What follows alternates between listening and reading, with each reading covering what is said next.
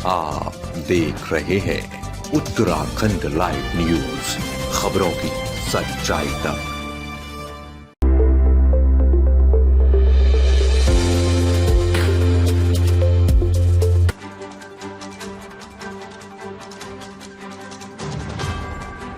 नगर पालिका चुनावों को लेकर मतदाता सूचियों को अंतिम रूप देने के लिए बीएलओ लगातार कार्य कर रही हैं। ऐसे में बीएलओ पर मतदाता सूची में नाम न जोड़ने के आरोप लगाने पर बीएलओ आक्रोशित हैं और उन्होंने इसका जमकर विरोध किया और कहा कि वह इस संबंध में एसडीएम को पत्र देंगे और जिला अधिकारी के संज्ञान में इस मामले को लाएंगे ताकि ऐसे लोगों पर नकेल कसी जा सके। नगर पालिका चुनाव की अभी घोषणा भी नहीं हुई, लेकिन कुछ छूट भैया नेता लगातार बीएलओ पर अनैतिक कार्य करने का दबाव बना रहे हैं। नगर पालिका सभागार में पत्रकारों से बातचीत में बीएलओ ममता राव ने मजदूर संघ नेताओं के आरोपों को नकारते हुए कहा कि उन्होंने बेवजह हंगामा किया, जबकि उनके लोगों के मतदाता सूची में नाम अंकित हैं। उन्होंने जो आरोप लगाए हैं वह बेबुनियाद हैं। इस मौके पर वार्ड नंबर 11 की बीएलओ ने बताया कि उनके साथ भी ऐसा हादसा हो चुका है, जब जितेंद्र नाम के आदमी ने उनके साथ अभद्रता की।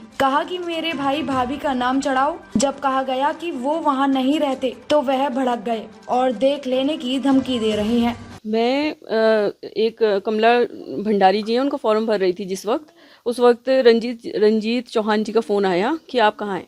मैंने कहा मैं फॉर्म भर के क्षेत्र में आ रही हूँ और आप आ रही हूँ, आप लोग रुकिए। फिर ये नहीं रुके और ये नगर पालिका आ गए और मैं क्षेत्र में चली गई। तो अगर आपको बातचीत जो भी करना था मेरे से करते आप लोग, यहाँ के आप लोगों ने हंगामा किया, जो भी करा। और 84 परिवार विस्थापित हैं। हम सब जानते हैं कि 56 कोट के 84 परिवार विस्थापित हैं, जिनमें से 22-23 परिवार जो होंगे वो वार्ड नंबर 3 में निवास करते हैं। तो बीएलओ कैसे उन लोगों को प्रूफ करेगी? क्या उनके आधार कार्ड पे उनको प्रूफ करेगी? क्योंकि आधार कार्ड जो हैं वो लाइब्रेरी के 56 कोट के हैं। तो 21 साक्षियों में से एक साक्षी हमें लेना था और क्योंकि बिजली के मीटर के बिल लगे हुए थे तो हम लोगों ने बिल लिए। और आप ये देखिए इसमें बिल लिए भी है मैंने कुछ, ये आपत्ति नहीं है उस चीज़ को देने की। उन्होंने मुझे ये बिजली के क्या ये गलत है ये काम करना? पारदर्शिता तो यही होती है कि भाई आप 84 परिवार हो तो 22 आप यहाँ निवास करते हो, 22 कहीं और करते होंगे, 22 कहीं और करते होंगे। तो हमारे वार्ड में तो आप यही करते हो ना, तो हम तो इसी से अपनी आईडी लेंगे। और इसके बावजूद जब मैंने 2 दिन रात को 1:30 बजे तक बैठ के इस नामावली को छांटा तो उसके अंदर इसका ये जिसने मुझे फॉर्म दिया उसका क्रमांक मुझे मिला। तो आप ये कौन से फॉर्म लेकर आए हुए थे मेरे पास कि आप ये इन्हें बताइए? और उसके बावजूद आप सुनने को तैयार नहीं है। आप हुड़दंग करने के लिए आए और एक महिला की मान प्रतिष्ठा को भी आपने क्षति पहुंचा दी। आपने एक ऐसे इंसान की क्षति पहुंचा दी जो समाज के अंदर निरंतर सड़कों पे आपको दिखाई देते हैं। और एक और बात बता दूं मैं आपको, 9300 की नौकरी है हमारी, ठीक है।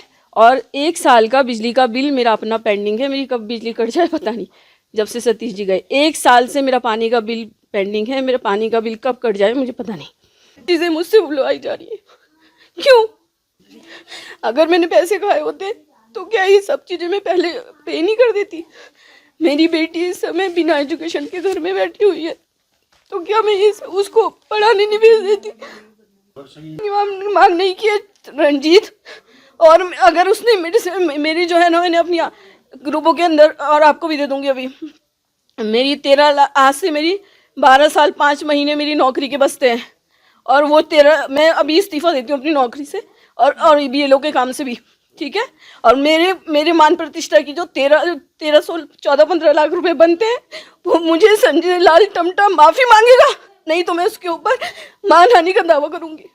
मैं 11 नंबर वार्ड की बीएलओ हूँ और 11 नंबर वार्ड में भी हमें धमकियाँ दी गई हैं और हमारे साथ लड़ाई करी गई है। 11 नंबर वार्ड में जित्तू नाम का एक आदमी है, जितेंद्र नाम है उसका। उसने पहले तो 0 पॉइंट पे हमें मिला और वो कागज़ लेके आया। उसने बोला कि ये नाम चढ़ाओ। हमने बोला आईडी दिखाओ। उसने बोला आईडी नहीं है, ये मेरे भैया भाभी और भतीजी हैं। तो हमने कहा ये तो गांव में रहती हैं, हम आपके घर में गए हैं पर हमें ये नहीं मिले हैं। आपकी वाइफ ने बोला मैं और मेरे हस्बैंड यहाँ पे रहते हैं और बाकी फैमिली गांव में रहती है। तो हमने फिर उसने बोला नहीं, मेरे भैया भाभी यहीं पे रहते हैं हमारे साथ और इनके नाम चढ़ाओ। और ज़बरदस्ती अगर नहीं चढ़ाते हो तो हम तुम्हें ऐसे कर देंगे, ये कर देंगे, वो कर देंगे। और खूब लड़ाई करी। और उसके थोड़ी देर बाद किसी का कॉल आया तो उसने बोला कि जो जितेंद्र वो कागज़ लाया था वो नाम तुमने चढ़ाए कि नहीं चढ़ाए। हमने बोला नहीं, उसमें आईडी नहीं है, हमने नहीं चढ़ाए। तो वो बोलता है कि ठीक है, हम तुम्हारे वो जो सुपरवाइज़र हैं जोशी सर, उनको भी सस्पेंड कर देंगे और तुम्हें भी सस्पेंड कर देंगे और तुम्हें देख भी लेंगे अगर नाम नहीं चढ़े तो, इस बार लिस्ट में नाम नहीं आया तो।